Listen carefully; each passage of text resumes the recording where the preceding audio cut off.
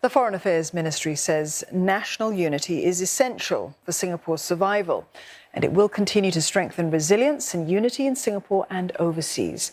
Now, this comes as heightened geopolitical tensions have increased the risk of foreign interference in public discourse and domestic policies.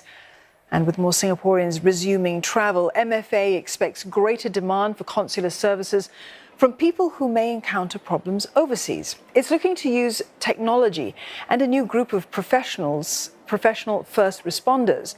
Now, they're trained to provide round-the-clock consular response and assistance.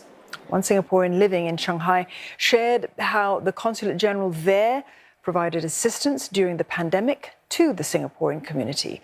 Apart from disseminating information, it also helped to deliver supplies like food and diapers during the lockdown to those who needed it. There was this member, he was hospitalized, for hand surgery. And then because he flew in from another city, and then that whole plane had COVID cases, and he was diagnosed as a close contact. And because of that, nobody dared to touch him in the hospital. So he was left alone for 4 days. Nobody changed his dressing, nobody give him food, nobody cared about him, So in desperation, he reached out to us. And so we called the consulate immediately. And within that day, the consulates get the hospital to send the doctors, clean up his wound, did his stitches, and in 2 days, he was discharged. For more, we're joined by Assistant Professor Dylan Loh from the Department of Public Policy and Global Affairs at NTU School of Social Sciences. Professor Loh, MFA believes engaging Singaporeans is key when it comes to the country's survival. Let me put this in layman's terms. Are we saying that if Singaporeans understand our country's vulnerabilities and also our strengths, we are more likely to work together when it is needed, so that we stand for our country and understand other messages, so that we are more immune to so-called foreign interference? Right. I think you're absolutely right. Indeed, the most important interest for us, which is not dissimilar to many other countries, is that Singapore must retain full sovereign autonomy and make decisions in both domestic and foreign arenas based on the wishes and desires of Singaporeans, and not what others want or dictate us to do because of threats or incentives. And in that way, ensuring our sovereignty and autonomy goes hand in glove.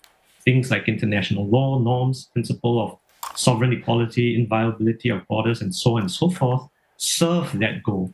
And as you mentioned, that having that sort of consensus or having that sort of solidarity does help with our governance, does help our policymakers in garnering greater support and understanding from domestic society, and greater understanding what they do in the foreign arena. Independent thought is important, Professor Loh, but the need for Singaporeans to understand, to even care about our domestic, our foreign policy, it isn't a new idea. This is something that has been spoken about before. But the external landscape, it's not static. It changes over time.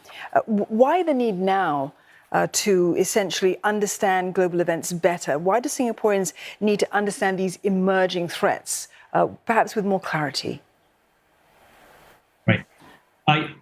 It is indeed not a new idea, and I do not think that the need to understand foreign policy has ever been absent or de-emphasized. To my mind, two recent events catalyzed or brought this issue or this need to have greater education or awareness into sharp relief.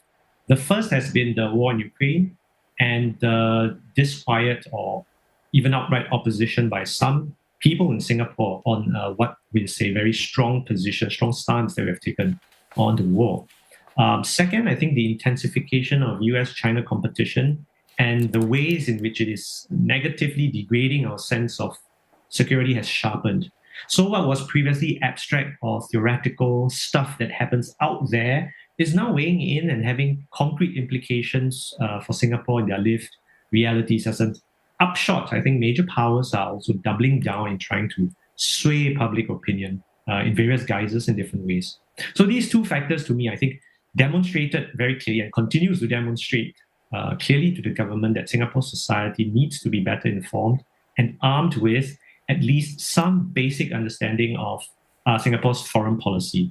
As I've mentioned earlier, from a policy-making perspective, it makes the job easier when you have some societal consensus, some belief behind you that you are doing the right thing. It serves as a necessary, but I think insufficient inoculation against these sorts of misinformation, disinformation, against bad actors. I'm not suggesting at all that on foreign policy there is no consensus. I actually do believe that there is, but I also think that this can be somewhat thin in the sense that many are delegating and trusting the government in doing what they do because they believe that the government act in their best interest, but without actually knowing a lot about the substantive matters. Professor Loh, you mentioned these, for you, very big geopolitical events that have stirred interest, certainly in Singapore. So, for example, the Ukraine war. You might find when people learn more about events like these, they will have different opinions, and people will have different opinions. So the idea that if you give more information, there is also the danger, the possibility that people might then be even more divided than they might have been had they been kept completely ignorant. Is that something you would foresee, and is there any way to, I suppose, preempt that happening? Right. I think you're absolutely right. Indeed, I also do think that Singaporeans' interest in foreign policy has increased and will continue to increase. In that way, I see both an opportunity and sort of like a threat, because there is demand and consumption. So there is a role that authorities can play here to fulfill that position of supplying information, credible information. And I say that there is a threat because there is also a role for bad actors to fill this gap and to play the role of information provider. In fact, I do think that there is a potential for foreign policy and foreign policy issues to be politicized and maybe perhaps one day even become a ballot box issue.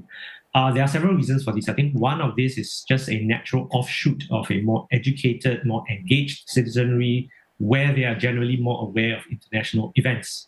But I will add that this awareness is still somewhat thin and superficial and doesn't go beyond the headlines. Nevertheless, there is an increased interest in global affairs and Singapore's foreign policy. The discursive environment has also shifted somewhat when you have key political leaders intervening and making major foreign policy speeches, very often in quick succession. Plus, as you already gestured at, I think we are seeing some of the effects of other countries playing the role I mentioned earlier, trying to influence society. Some of it, perhaps most of it, is legitimate, but others are not so legitimate. So therefore, when you have some segments of society being more aware of particular dynamics, say great power rivalry and how it affects Singapore, but in a very casual, thin way and being only fed one perspective, I think it can easily be a vector to politicize foreign policy issues. You mentioned what can be done. I think one way it can be done is to increase public awareness by having greater public outreach. So there has been discussions over the past few years on financial literacy and how this ought to be a core component for the young Singaporeans' educational career. I think greater effort must be expanded in the same way in articulating and equipping Singaporeans with a clearer understanding of Singapore's foreign policy as well. This does require investment, money, time, manpower. There is no magic bullet, and the authorities must be prepared to spend that resource. I think concretely, one immediate way would be to specifically integrate elements of Singapore's foreign policy across school curricula, across levels. This is probably already done on some level, and but a more coordinated and strategic communication of those should be considered.